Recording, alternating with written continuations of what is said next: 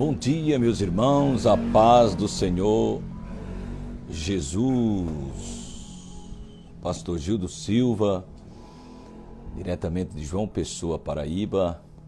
E hoje nós temos um convidado especial, Dr. Roberto Santos, que estará trazendo uma palavra para nós acerca da vinda de Jesus. Sejam todos muito bem-vindos. Nós já estamos ao vivo para a glória de Deus. Compartilhe esta live aí com seus amigos e vamos abençoar a vida dos nossos irmãos através desta ministração da palavra de Deus. Sejam todos bem-vindos em nome do Senhor Jesus. Glória a Deus.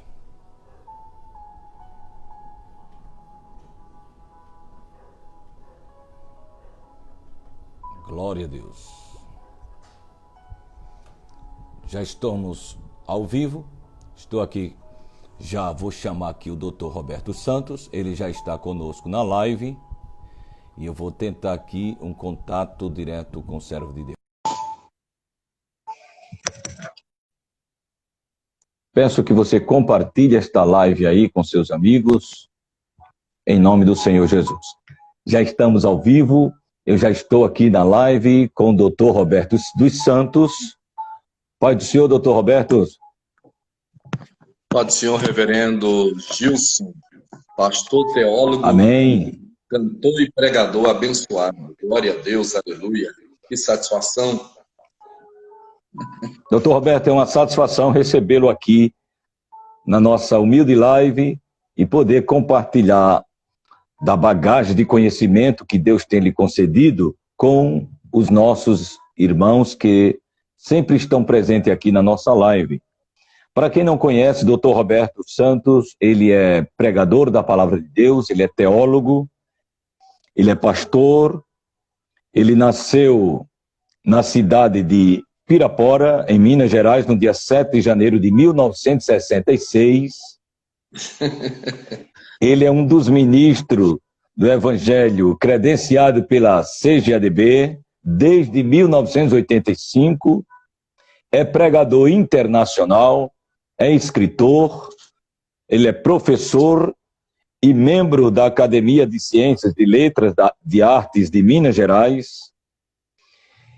O Dr. Roberto graduou-se em teologia pelos seguintes seminários: Seminário Teológico Independente em 85, Instituto Bíblico Presbiteriano Eduardo Lane em 88, Faculdade Teológica das Assembleias de Deus em 1990.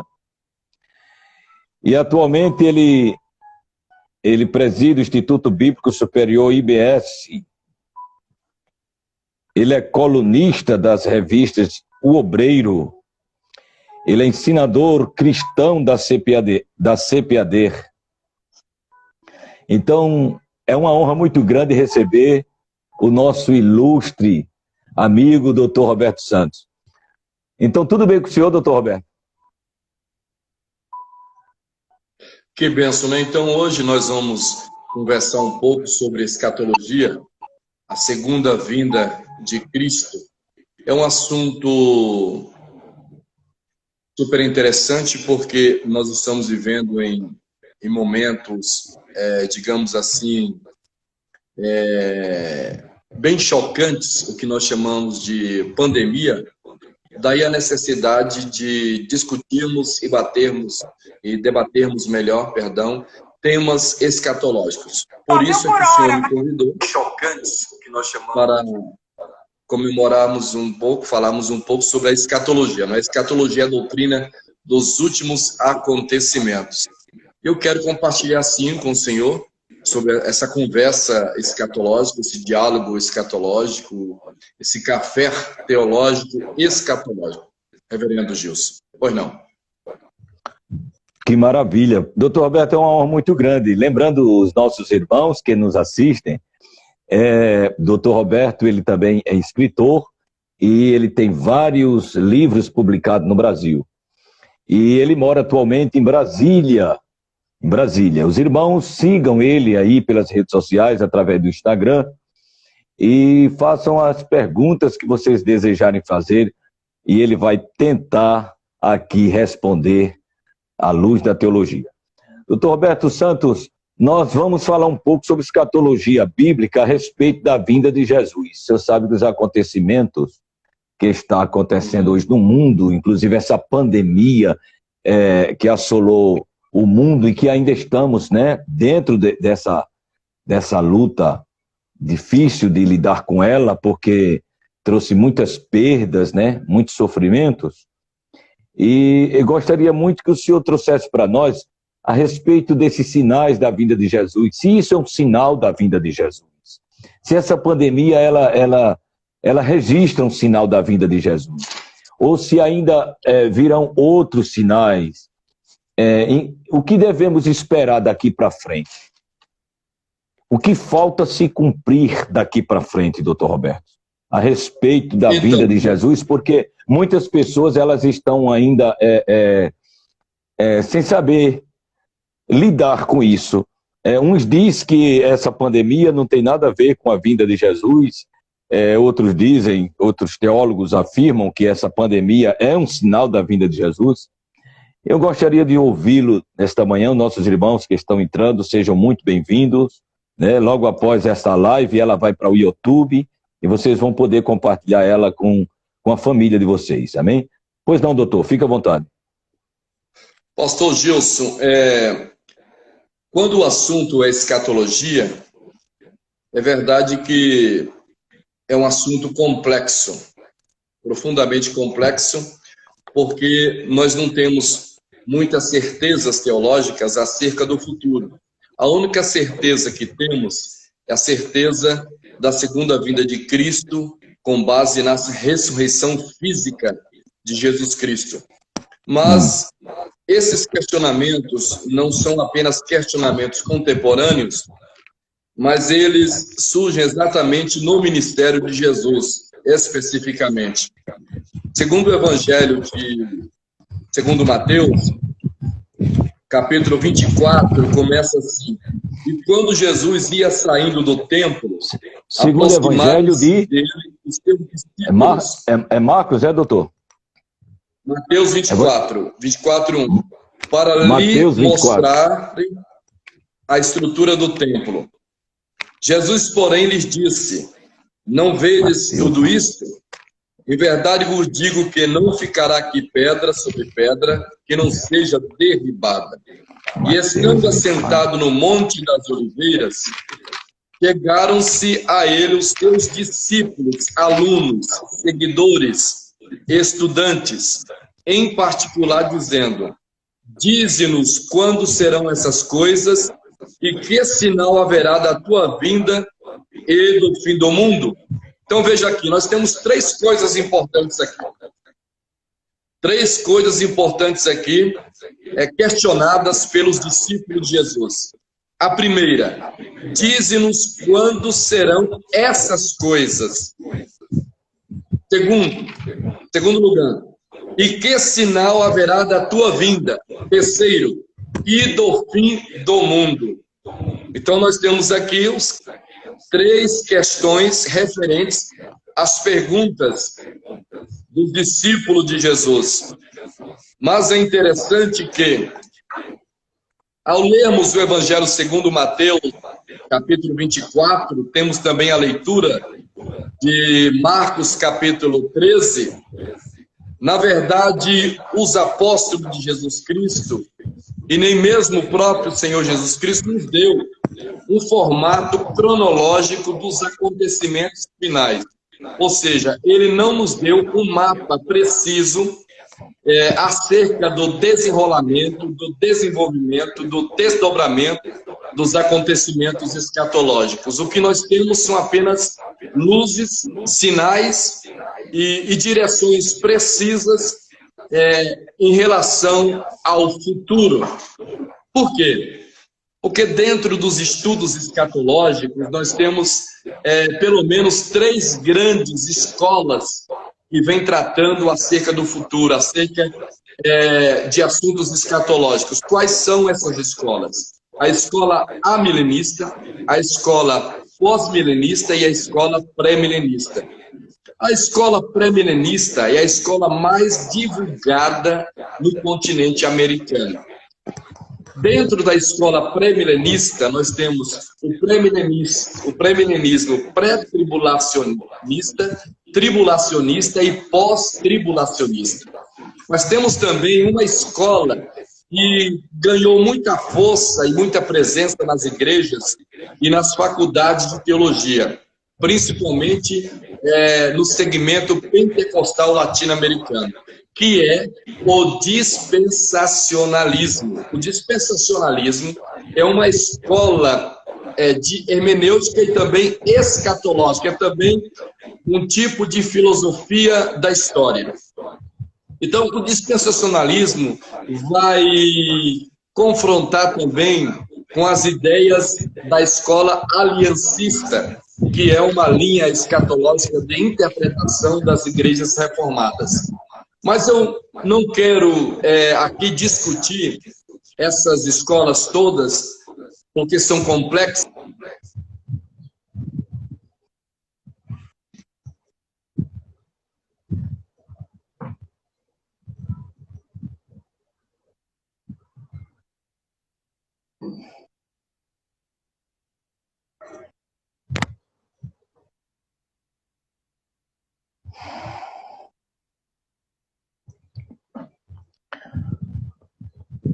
A live do nosso irmão, ela travou, mas ela retornará, amém? Ela caiu, mas nós vamos chamar de volta o Dr. Roberto, a live dele caiu, nós vamos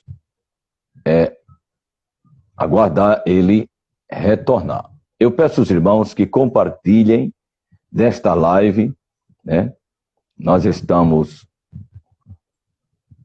aqui recebendo um estudo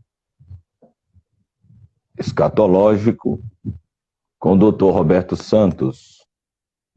Glória a Deus. A internet do pastor está caindo, mas nós vamos aguardá-lo entrar novamente. Glória a Deus. Irmãos que vão entrando, compartilhe esta live aí com seus amigos, em nome do Senhor Jesus. Glória a Deus.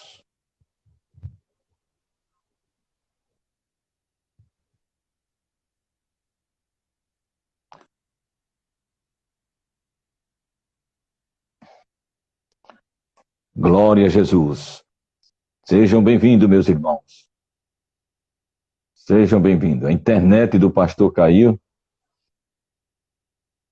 Mandei aqui um WhatsApp para ele e não está chegando lá. Mas ele vai voltar. Glória a Deus. Sejam todos bem-vindos.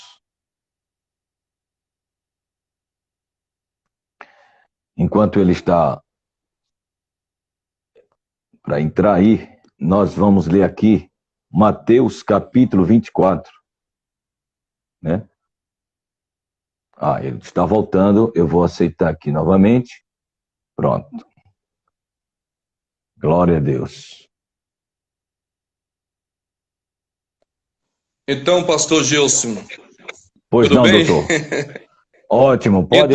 Então, a internet é assim mesmo, ela cai, a gente volta e vamos dar continuidade. Está muito bom ouvir os irmãos, okay. o doutor Roberto. Fica à vontade. Pastor Gilson, o senhor chegou a escutar a leitura que fiz na primeira carta de Paulo aos Coríntios? 1 Coríntios, é isso?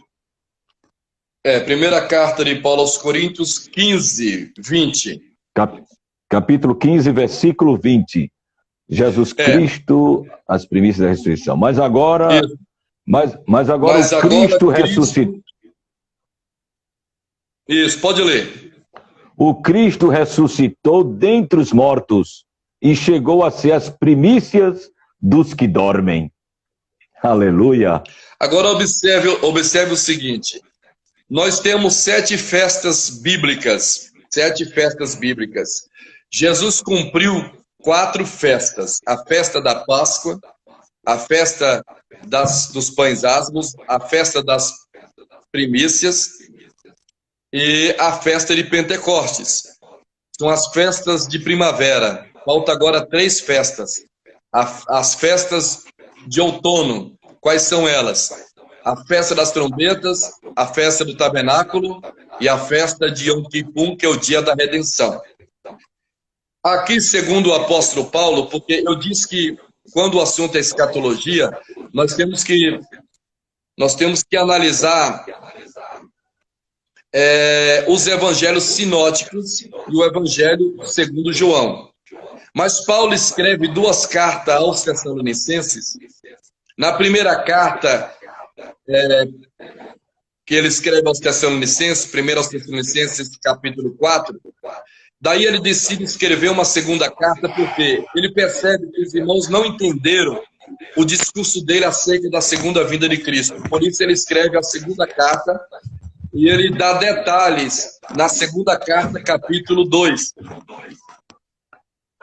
Mas o apóstolo Paulo, 2. Aqui em 1 Coríntios, capítulo 15, a partir do versículo 23, ele diz o seguinte: mas cada um por sua ordem, Cristo as primícias, depois os que são de Cristo na sua vinda.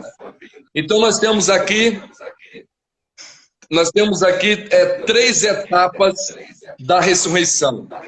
Então a primeira etapa é a ressurreição de Jesus Cristo. A segunda etapa é a ressurreição dos santos, que são mencionados no Evangelho Sinótico de Lucas. Ou seja, após a ressurreição de Jesus, acontece a ressurreição de todos os santos, desde Adão até a crucificação de Jesus. O que nós chamamos de as primícias, ou seja, os frutos do trabalho de Jesus Cristo. Só que agora nós temos a terceira etapa, conforme disse o apóstolo Paulo, os que são de Cristo na sua vinda. Então, na segunda vinda de Cristo, na ressurreição, na segunda vinda de Cristo, essa ressurreição, conforme Paulo escreve nas 2 cartas aos Tessalonicenses, e aqui na primeira carta de Paulo aos Coríntios, capítulo 15, na segunda vinda de Cristo, haverá ressurreição, que é a terceira etapa da ressurreição, do poder da ressurreição de Cristo. E essa ressurreição é uma ressurreição especial, é uma ressurreição para todos os que morreram em Cristo ou que estão em Cristo. Aqueles que morreram, que não morreram em Cristo, que não estão em Cristo até o juízo final, eles não participarão dessa ressurreição na segunda vinda de Cristo, senão na segunda ressurreição para o juízo final. Daí a Bíblia diz: aqueles que não forem achados escritos no livro da vida serão lançados no lago de fogo. Isso significa que haverá salvação na segunda ressurreição. Mas na primeira ressurreição, essa ressurreição, que é a primeira ressurreição na sua terceira etapa, que é para a igreja, nós já temos a garantia de salvação. E ele continua dizendo: depois virá o fim, quando tiver entregado o reino a Deus, ao Pai, e quando houver aniquilado todo império e toda potestade e força. Paulo quer nos ensinar aqui que desde a ressurreição de Jesus, Jesus está governando, está entronizado no céu, na presença de Deus. Ele é o nosso sumo sacerdote para sempre, segundo a ordem de Melquisedeque. Porque assim como Deus permitiu Moisés construir um tabernáculo no deserto, porque Moisés constrói o tabernáculo no deserto a partir de um modelo dado pelo próprio Deus. Conforme a carta aos Hebreus, o autor nos diz que Cristo está no tabernáculo celestial, como nosso sumo sacerdote intercedendo por nós. Então, na segunda vinda de Cristo, ele não vem como sumo sacerdote, ele vem como rei e juiz. Ele agora está como sumo sacerdote no céu, intercedendo por nós. Ele veio como Cordeiro de Deus, segundo João, que tira o pecado do mundo. E agora está como sumo sacerdote no céu, mas virá como rei e como juiz. Ele virá como rei para reinar no milênio, como juiz para julgar todas as coisas, porque a Bíblia diz que virá o fim, quando tiver entregado o reino a Deus o Pai, porque Jesus recebeu o reino de Deus o Pai. Ele está governando até o fim, e esse fim é o fim do programa de governo de que Deus entrega a Jesus, o seu Filho. Porque convém que reine até que haja posto a todos os inimigos debaixo de seus pés. Ora, o último inimigo que há de ser aniquilado é a morte, porque todas as coisas sujeitou debaixo de seus pés. Mas quando diz que todas as coisas lhe estão sujeitas, claro está que se excetua aquele que sujeitou todas as coisas. E quando todas as coisas lhe estiverem sujeitas também, o mesmo Filho se sujeitará àquele que todas as coisas lhe sujeitou, para que Deus seja tudo em todos. Então, o governo de Cristo é desde a ressurreição, quando ele diz, é-me dado todo o poder nos céus e na terra. Quando o último inimigo for derrotado, que é a morte, São Paulo diz que Cristo entregará o governo da criação ao Pai, para que o Pai seja Deus em tudo. Perguntas, reverendo?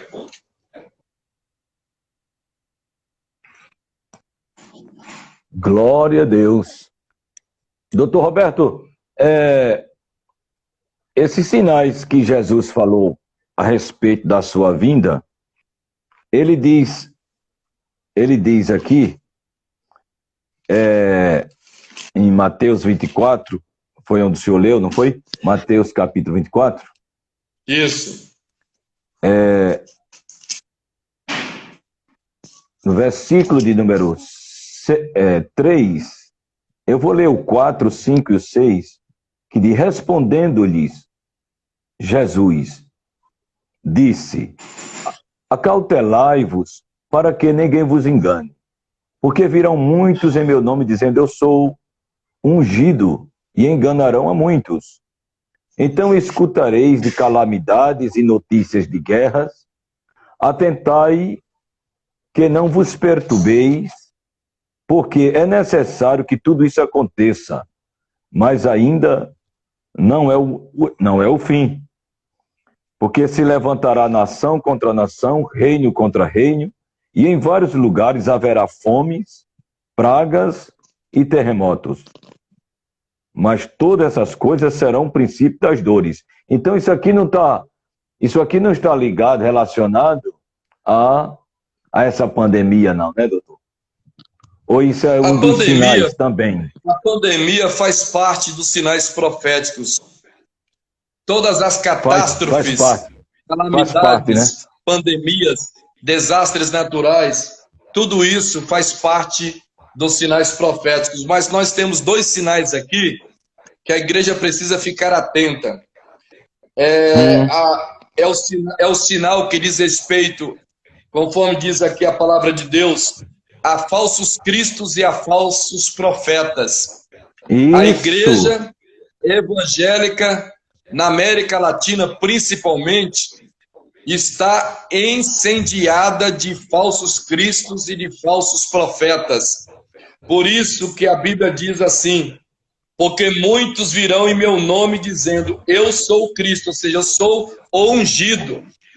Enganarão a muitos, muitos que estão em nome de Cristo, muitos que se dizem profetas, mas na verdade, Jesus continua dizendo, e seguirão muitos falsos profetas e enganarão a muitos. A igreja evangélica brasileira está sendo enganada por falsos cristos e por falsos profetas, falsos ungidos e falsos pregadores, falsos líderes, falsos pastores, falsos evangelistas, falsos teólogos, falsos doutrinadores, homens ambiciosos, gananciosos, que querem lucrar fácil em nome do evangelho, em nome de Jesus Cristo, estão fazendo negócios com a igreja, com o nome de Jesus Cristo. Igreja virou negócio, virou comércio. A pregação virou produto de supermercado. Os crentes viraram clientes. de uma grande empresa religiosa. Então, Jesus está nos advertindo aqui acerca dos falsos ungidos e dos falsos profetas, reverendo Gilson. E o Brasil é campeão de falsos ungidos e falsos profetas. Os falsos profetas estão nas mídias, nas redes sociais, nos programas de rádio, de televisão, na internet, prometendo cura, prometendo casa própria, prometendo prosperidade. A doutrina da prosperidade é a doutrina dos falsos ungidos, dos falsos profetas. Pessoas que não pregam mais o arrependimento, a santificação, não pregam mais a carta aos Romanos, o evangelho verdadeiro de Jesus Cristo. Estão pregando apenas interesses humanos, materialismo, sensualismo, socialismo, assistencialismo social. Não. O evangelho da cruz precisa ser pregado, proclamado, anunciado. E nós temos, então, uma igreja acomodada, um cristianismo light de facilidade. Mas Jesus aqui adverte acerca dos falsos ungidos e dos falsos profetas. E esses falsos ungidos e os falsos profetas, eles não estão apenas nos movimentos neopentecostais ou do novo paganismo. Eles também estão infiltrados dentro das igrejas históricas e das igrejas pentecostais também. Eles estão dentro também das igrejas católica, romana e ortodoxa.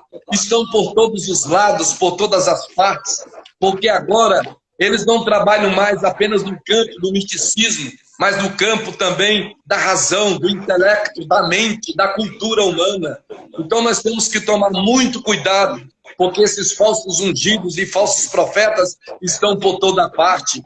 Com essas novas igrejas de inclusão social, ou seja, é proibido proibir. A Bíblia não é a palavra de Deus. Precisamos atualizar a Bíblia, não é? Precisamos dar uma nova interpretação bíblica à palavra de Deus, uma nova hermenêutica. Então, devemos tomar cuidado com os falsos ungidos e os falsos profetas. Eita, que brado do céu foi essa agora. Glória a Deus. Esse é um dos sinais da vinda de Jesus, é a apostasia no meio do povo de Deus. É isso aí que a igreja precisa ouvir, não é isso, doutor? O Jesus disse que eles virão no nome dele e dizendo, eu sou ungido, e enganarão. Exato. Enganarão, sabe por quê, doutor? Porque eles virão com a teologia que vai massagear o ego dos ouvintes, né? Dessa classe de cristãos que não oram, de cristãos que não vai à igreja, de cristãos que não lê a Bíblia, e que simplesmente tem só o nome de cristão, não é verdade? E esses cristãos, reverendo, serão enganados, serão não, já estão sendo enganados, né? Já estão sendo enganados dentro das próprias igrejas, como Vossa Excelência acabou de falar aí agora. Dentro das próprias igrejas, eles serão enganados, porque para se cumprir o que disse o apóstolo Pedro, né? Vamos lá para a epístola de Pedro. Pois não, pode ler. Que é uma honra muito grande estar aqui com o doutor Roberto. Ele disse, Pedro falou sobre isso aí, na sua epístola, no capítulo 2, doutor Roberto. 2 Pedro, capítulo 2. Mas também houve entre o povo falsos profetas. Está falando, houve lá. Lá, antigamente, era muitos profetas. Agora, Pedro faz uma profecia para os dias atuais. Como também haverá, aqui é para o futuro, que justamente é esse que estamos vivendo agora. Exatamente. Como também haverá entre vós falsos mestres, olha aí, falsos mestres, que introduzirão heresias destrutivas e negarão o Senhor que os redimiu, trazendo sobre si mesmo destruição repentina, e muitos seguirão a abominação deles. E justamente é isso que o senhor acabou de falar agora, a teologia inclusiva, que quer aplicar na própria palavra de Deus um ensinamento que ela mesmo vai contra, que ela mesmo abomina. Eles querem mudar a verdade de Deus, né, em mentira, né? Então, Pedro já profetizou sobre isso aqui, que muitos seguirão. Olha, doutor, que coisa séria. Como haverá muitas pessoas enganadas, não é verdade? E muitos seguirão a abominação deles. Por causa deles, o caminho da verdade será blasfemado. Outra coisa, reverendo Gilson. Olha, reverendo, para confirmar as suas palavras, que o senhor acabou de ser usado pelo Espírito Santo, com uma palavra profética firme e forte, porque essa é a palavra que está faltando hoje nos nossos púlpitos. É a verdade, que muitos não querem mais falar, para não perder o que o senhor acabou de dizer, os seus prestígios. Olha, mas o verdadeiro profeta de Deus prega a verdade de Deus. Veja o versículo 3, doutor, para confirmar suas palavras. E por cobiça obterão lucro convosco, com palavras fingidas, aqueles cujo juízo não cessa desde o princípio e cuja destruição não dorme. Você está vendo aí, ó? Por causa e por cobiça obterão lucro convosco com palavras fingidas. Eita, pode falar, doutor. Então, nós temos aqui, reverendo Gilson, dois problemas. A igreja evangélica brasileira está enfrentando dois grandes problemas. O primeiro é com o liberalismo teológico que surgiu no século XIX e está presente hoje muito forte na igreja contemporânea, na igreja brasileira. Então, o problema do liberalismo teológico é um problema que surgiu dentro das igrejas reformadas, das igrejas históricas. Mas nós temos também o problema do liberalismo religioso. É o neognosticismo, é a falsificação dos dons espirituais, inclusive dentro dos movimentos pentecostais e neopentecostais. A falsificação dos dons espirituais. O senhor falou uma coisa agora que eu ia tocar no assunto.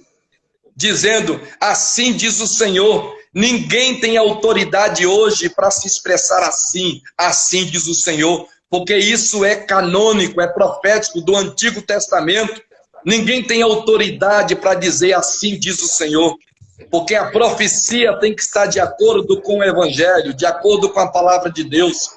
Então, nós estamos vivendo a falsificação dos dons espirituais, a falsificação do dom de línguas, a falsificação dos dons espirituais, a falsificação do dom de profecia, a falsificação do dom de cura, a falsificação de revelações, é a falsificação pneumática, carismática dos dons espirituais. Então, isso é um problema muito sério mesmo. Quantas e quantas aberrações espirituais, religiosas a gente vê nas redes sociais, nessas igrejas, nessas comunidades. Então isso é muito sério. Isso é muito sério. As pessoas hoje não querem mais, por exemplo, Calvino disse que Deus colocou dentro da igreja pastores, mestres, presbíteros e diáconos. Mas hoje as pessoas não querem seguir os ensinamentos da Bíblia. As pessoas acham que é muito pouco ser pastor, presbítero, mestre ou diácono, então tem que ser bispo, tem que ser apóstolo, tem que ser querubim, tem que ser serafim, tem que ser arcanjo. Rabino, sabe o que é isso? É rabino. A falsificação do apostolado, a falsificação do episcopado, a falsificação do magistério teológico, a falsificação do pastorado, a falsificação da liderança espiritual, a falsificação dos dons espirituais, uma igreja vaidosa, com crentes vaidosos, com crentes que perderam o sentido da cruz e o sentido da ressurreição de Jesus. Por isso que Paulo escreve na sua segunda carta aos Tessalonicenses, a vinda de Cristo era precedida de manifestações do anticristo. Ora, irmãos, rogamo-vos pela vinda de nosso Senhor Jesus Cristo e pela nossa reunião com Ele, que não vos movais facilmente do vosso entendimento, nem vos perturbeis, quer por espírito, quer por palavra, quer por epístola, como de nós, como se o dia de Cristo estivesse já perto. Ninguém de maneira alguma vos engane, porque não será assim, sem que antes venha a apostasia. E a apostasia, pastor Gilson, é um problema da igreja, não é um problema do islamismo, não é um problema do judaísmo, do budismo, é um problema do cristianismo. Porque não será assim sem que antes venha a apostasia e se manifeste o homem do pecado, o filho da perdição, o qual se opõe e se levanta contra tudo que se chama Deus ou se adora, de sorte que se assentará como Deus no templo de Deus, querendo parecer Deus. Não vos lembrais de que estas coisas vos dizia quando ainda estava convosco? E agora vós sabeis o que o detém, para que a seu próprio tempo seja manifestado. Porque já o mistério da injustiça opera, já está operando. Somente há um que agora resiste até que do meio seja tirado. Então será revelado o iníquo, a quem o Senhor desfará pelo assopro da sua boca e aniquilará pelo esplendor da sua vinda. Então a apostasia será vencida na segunda vinda de Cristo. Doutor Roberto, o senhor falou algo muito profundo agora. O senhor observa que hoje não se vai mais a uma igreja para dizer assim, hoje eu vou para ouvir a palavra, eu vou ali ouvir. Não, eu vou ali porque lá tem uma irmã que Deus usa em profecia, lá o pastor tem dom de revelação. Ninguém quer buscar a palavra. Por isso que essa apostasia, ela só tende a crescer no meio cristão, porque está faltando o discernimento do Espírito na igreja. Né? A pessoa tem um dom espiritual, às vezes até Deus usa mesmo, mas vai abrir uma igreja, porque Deus usa. Quando Deus não chamou para aquilo, Deus não chamou para pastorado, é um ofício específico, para pessoas específicas. Não é todos que, porque prega a palavra ou fez um curso de teologia, já é pastor. Estou certo ou estou errado, doutor? Não, o pastor Hernandes Dias Lopes, um dos grandes pregadores presbiterianos do Brasil, ele disse que quem nasceu no ano 2000, ou seja, há 20 anos atrás, a grande maioria não sabe absolutamente o que é o evangelho, porque nós temos uma juventude, uma adolescência, adolescentes e jovens e até adultos estão confundindo igreja e reuniões evangélicas com entretenimento. Eita! Fora o que muitos pastores estão fazendo para querer segurar os jovens dentro da igreja com inovações, né? Exato. O senhor observa que antigamente, uma Assembleia de Deus, por exemplo, a gente olhava para o conjunto dos jovens, era lotado, era 3 bancos, 4 bancos de jovens. Nesses dias atuais, a gente não vê os bancos mais cheios. Não é verdade, doutor? Eu tenho viajado por todos os estados do Brasil pregando a palavra de Deus. Mesmo na pandemia, as minhas agendas estão seguindo, graças a Deus, não é? Sempre pregando. Eu tenho observado que as igrejas que abriram suas portas para o mundo estão ficando vazias, enquanto que as conservadoras, as pessoas estão frequentando mais, entendeu? Eu tenho pregado, ministrado em igrejas conservadoras superlotadas, enquanto que nessas igrejas liberais, nessas igrejas abertas que aderiram às propagandas do mundo, aos sabores do mundo, essas igrejas estão vazias porque só tem musicalidade, doutor. É só musicalidade, terapia religiosa. Eu chamo de culto-terapia. Não é um culto que glorifica Jesus Cristo.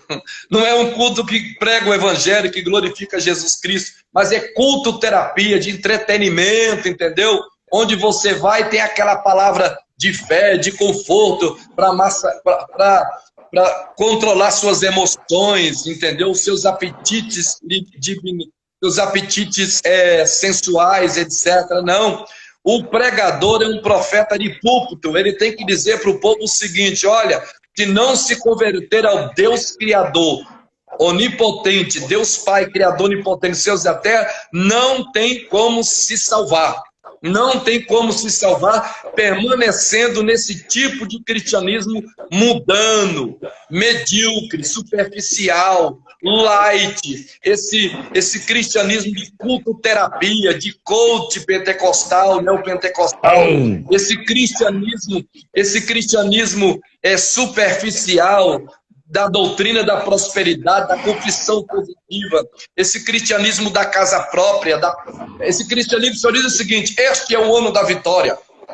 Este é o 2020 é o ano da vitória. 2021 será o ano da sua vitória. Que vitória! Jesus, quando abre no rolo do profeta Isaías, ele diz o seguinte: estou anunciando aqui o ano aceitável do Senhor. Não existe esse negócio de ano da prosperidade, ano da vitória, ano do sucesso. Isso tudo é mentira, isso tudo é um engodo, é a falsificação da pregação por intermédio dos falsos ungidos e dos nossos profetas. Nós temos que pregar a palavra de Deus, a carta aos Romanos. Paulo diz que Deus está irado com a humanidade, porque o problema da humanidade é a idolatria. E a idolatria não é apenas o problema com ídolos físicos, mas o próprio homem se tornou um ídolo. Aleluia. Doutor Roberto, parece que tem lugares que a gente vai ouvir o pastor, parece estar ouvindo um psicólogo, um coach. Agora não tem mais doutrina, não tem mais ensinamento, é coach, é palavra só que para levantar a autoestima dos ouvintes. Aonde é que está escrito isso na Bíblia, doutor Roberto? Eu creio que muitos crentes de autoestima irão para o inferno. Amém, Jesus. Olha aí. É forte. Nós temos que nos converter a Cristo a cada dia. Todos nós precisamos nos converter a Cristo a cada dia. A conversão é um processo. Eu disse que não existe salvação sem o processo de transformação social. Muitas pessoas estão na igreja, mas gostam de samba, gostam da vida da boemia, gostam de programas pornográficos. Muitas pessoas estão dentro da igreja, mas gostam de a música sertaneja universitária.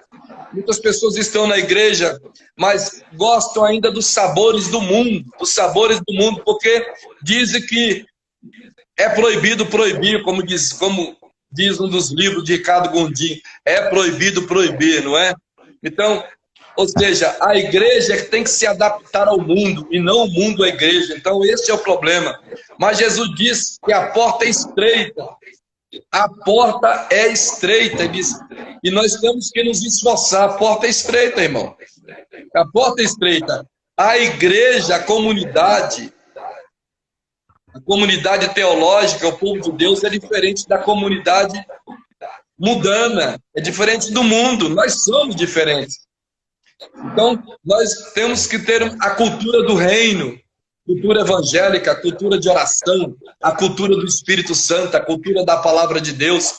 Por isso que Paulo diz: e não vos conformeis com este século, com este mundo, com este sistema, mas transformai-vos pela renovação da vossa mente.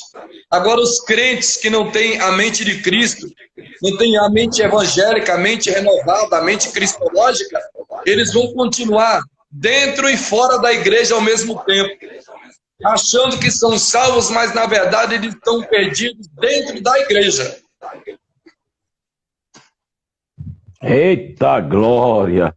Estão perdidos dentro da igreja. Essa é uma colocação muito forte e é uma verdade, porque o lugar aonde era para estar se falando a verdade está se falando palavra que se massageia o ego, como o senhor acabou de falar.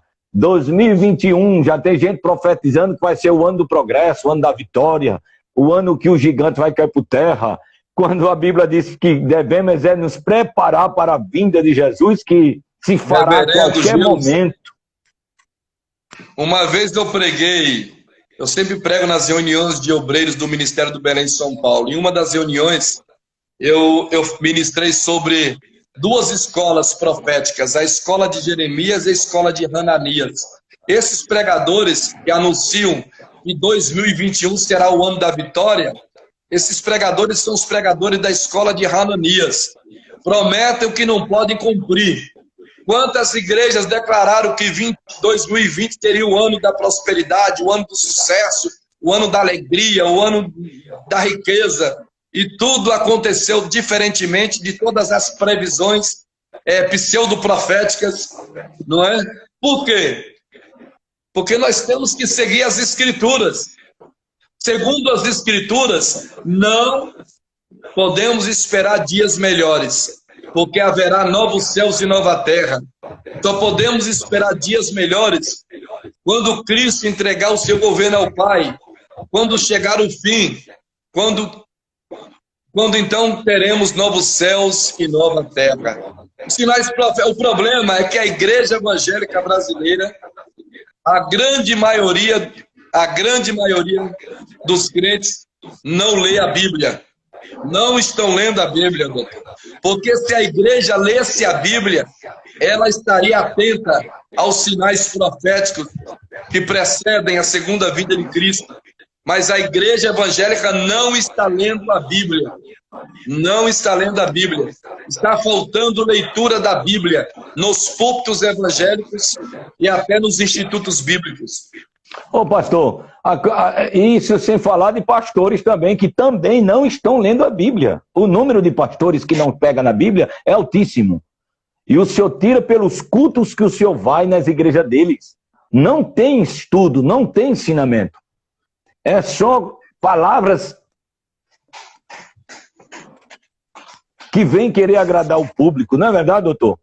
Porque eu tenho escutado o senhor dando estudo na EBO, eu conheci o senhor na EBO aqui em João Pessoa, né? O senhor é um dos maiores teólogos da área que dá estudo bíblico para obreiro no Brasil, né? E quem não conhece o doutor Roberto, passe pelo menos um dia com esse homem, passe um dia com ele. Tem esse privilégio que eu já tive, e vocês vão ver a Bíblia da hora que ele acorda, da hora que ele vai dormir. O doutor Roberto não conversa outra história de carochinha. Ele é Bíblia da hora que acorda, a hora que vai dormir. Eu tive a graça e a bênção de, quando ia a Brasília, ficar hospedado na casa do doutor Roberto. E, irmão, é simplesmente maravilhoso estar próximo do doutor Roberto. Ele é uma das únicas pessoas que dá prazer de estar perto dele. É Bíblia 24 horas. A igreja está explicando a Bíblia. Doutor, deixa eu só fazer uma pergunta aqui para o senhor, que eu sei que a bagagem é muito assunto. E como nós estamos tratando sobre a vinda de Jesus, e a respeito, assunto escatológico, esse assunto que o senhor acabou de ler agora, que foi em 2 aos Tessalonicenses, capítulo 2, versículo de número 3 e 4, né? Que diz assim, ninguém vos engane de nenhum modo, porque certamente não virá sem que venha primeiro a desobediência, que seja manifestado o homem do pecado, o filho da perdição, o qual se opõe e se enaltece contra tudo que se chamado Deus, e é o objeto de culto, de maneira que se estabelecerá até mesmo no templo de Deus como Deus, e mostrará a si mesmo como se fosse Deus. Não vos recordais que quando eu estava convosco vos falava estas coisas? Mas agora vós sabeis o que o detém. Eu gostaria de ficar nesse versículo 6, que diz assim, mas agora vós sabeis o que o detém, para que seja manifestado a seu tempo, porque o mistério da injustiça, o mistério da iniquidade já começou a trabalhar. Somente que, certamente, quando que agora o detém, seja tirado do meio. Então, doutor Roberto, ele está dizendo, mas agora vós sabeis o que o detém. O que é que está detendo o aparecimento do anticristo? O senhor tem noção desse assunto? Então, existem muitas teorias escatológicas sobre o que o detém. Alguns dizem, por exemplo, que do apóstolo Espírito Santo, outros da igreja, entendeu? Mas e outros também do tempo profético. Não sabemos com certeza, mas pode ser aqui também o próprio Cristo, né? Pode ser o próprio Cristo, porque a Bíblia diz que Cristo está na igreja. Cristo está na igreja. O texto diz assim, o que o detém, para que o seu próprio tempo seja manifestado. Porque já o mistério da injustiça opera, somente há um que agora resiste até que do meio seja tirada. Eu creio que é Cristo. Cristo será tirado do meio. Ou seja, porque a Bíblia diz que Cristo será manifestado, será revelado. Ele está na igreja na dimensão do Espírito Santo, mas ele se manifestará na dimensão espaço-tempo na sua segunda vinda. Isso é que é mais importante, sabemos, não é? Amém. Tem, né? A igreja, por 2000 anos, a igreja vem interpretando a Bíblia, explicando a Bíblia. Nós estamos cansados de tanta hermenêutica, de exegologia, eu mesmo como doutor em teologia, doutor em filosofia, estamos cansados. Nós temos que agora, o nosso dever agora não é mais explicar a Bíblia, interpretar a Bíblia, é viver o Evangelho. Nós precisamos viver o Evangelho de Jesus Cristo. E a base da vivência do Evangelho era o amor comunitário. É o amor comunitário. Mas o grande problema do cristianismo hoje sempre tem sido os interesses particulares, pessoais, individuais de cada cristão. Mas o amor comunitário, o amor coletivo, o amor eclesial, isso é importante. Ajudarmos uns aos outros, cooperarmos uns com os outros, socorrermos os irmãos necessitados, aflitos, aqueles que precisam de ajuda, de socorro, até cesta básica, alimentação. Mas nós temos um cristianismo que se diz social, mas não é social. É um cristianismo individual, egocêntrico. Nós precisamos de um cristianismo coletivista, comunitário, um cristianismo humanitário, solidário, acolhedor, porque isso sim é a base do verdadeiro cristianismo. Verdade, doutor. Perfeito. O que está faltando, o que precisa agora não é mais de teologia, é a prática da palavra. É, né? A prática evangélica. Porque é a prática evangélica que vai transformar o meio ambiente, o nosso espaço-tempo. É óbvio que a igreja não conseguirá transformar a sociedade, transformar o mundo. Mas pelo menos os salvos precisam ser transformados, precisam estarem transformados. Então a transformação é pessoal, não é a transformação do grupo, mas a transformação do sujeito. Porque a transformação do mundo será quando Deus criar novos céus e nova terra, mas por enquanto é a transformação do indivíduo. Então, não é o grupo que é transformado, é o indivíduo que é transformado na sua individualidade e particularidade de fé. É o sujeito e Deus. Oh, verdade, verdade. O evangelista John está dizendo aqui que tem muitos que estão na escola agnóstica.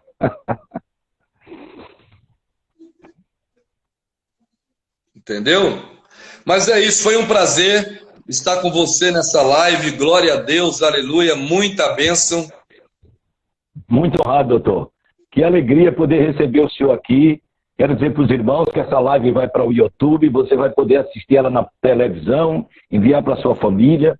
E eu quero agradecer a Deus pela vida do pastor, do doutor Roberto Santos, escritor, né? Tem vários livros publicados no Brasil. Esse aí é o comentário de Romanos, né? O meu comentário de Romanos é publicado pela editora Reflexão. Muito bom, muito bom. Qual é o novo livro, o seu mais novo livro, doutor? E quando eu saí daí de Brasília, o senhor estava escrevendo um livro. Ele já foi publicado? Eu estou com 3 novos trabalhos. O escândalo e a loucura da mensagem da cruz.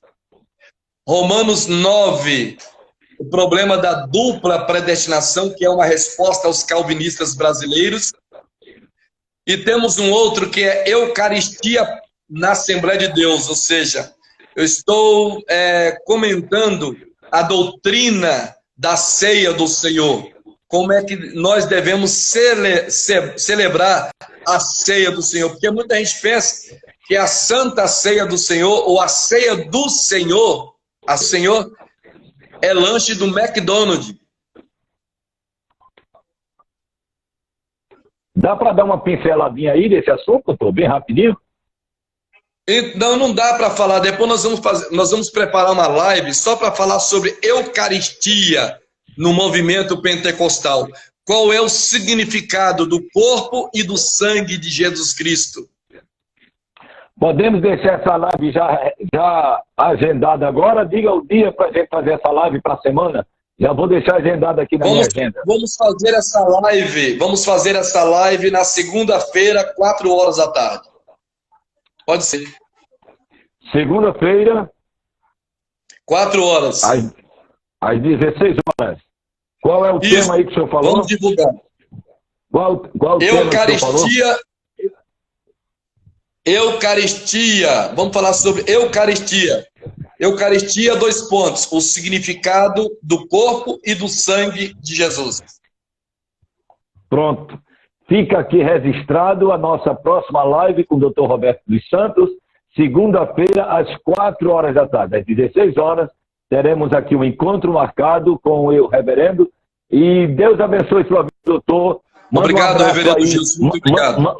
Mande um abraço aqui para os irmãos que estão lhe assistindo, o evangelista Johnny Moura, Deus abençoe a todos os irmãos que têm participado dessa live. Deus abençoe a todos vocês, meus queridos pastores, pregadores, irmãos em Cristo. Deus abençoe a todos.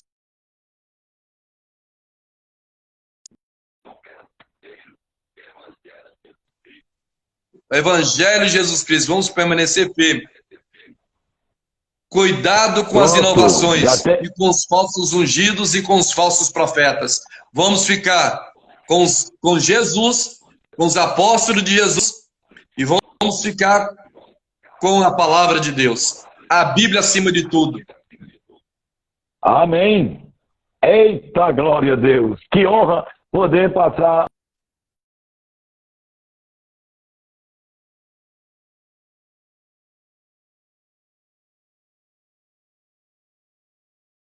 para todo em nome do Senhor Jesus. O senhor pode fazer uma oração? Shalom. Faça uma oração aí pelo Brasil, faça uma oração pelo povo de Deus. Senhor nosso Deus, em nome de Jesus Cristo, nós abençoamos a Igreja Evangélica Brasileira. Abençoamos o Brasil, Senhor. Abençoamos, Senhor, o Estado de Israel. Abençoamos a obra missionária. Abençoamos a todos os pastores e pregadores. Glorificado seja o teu santo nome, para todos sempre. Amém. Obrigado, doutor. Um forte abraço. Tudo de bom para ti. Glória a Deus. Amém. Maravilha, né? Que maravilha! Quanta honra, né, meus irmãos? Aprender com o Dr. Roberto Santos, um grande teólogo, um grande mestre. Que Deus continue abençoando a vida dele. Muito obrigado a todos vocês que estiveram aqui presentes comigo nesta live, nos honrando com a sua presença. Um forte abraço e compartilha desta live aí com os teus amigos e deixa lá no comentário lá uma frase, uma palavra que sirva de edificação. Forte abraço a todos, fiquem todos na gloriosa paz do Senhor Jesus. Pastor Gildo Silva, Deus abençoe a todos em nome de Jesus.